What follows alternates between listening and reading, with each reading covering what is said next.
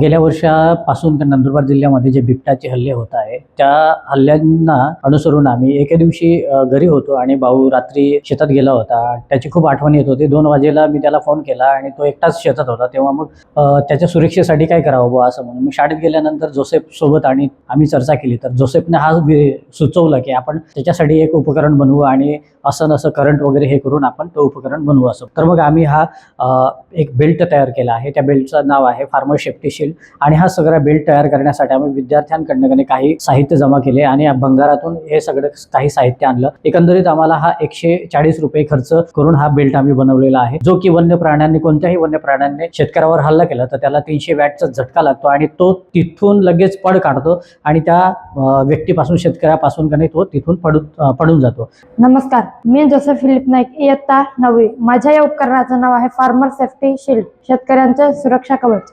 या उपकरणाचे उद्दिष्ट आहे जंगली जनावरांपासून, सरपटणाऱ्या प्राण्यांपासून, कीटकांपासून शेतकऱ्याचे संरक्षण करणे. हे उपकरण बनवण्यासाठी आम्ही या LED लाईटचा उपयोग केला आहे.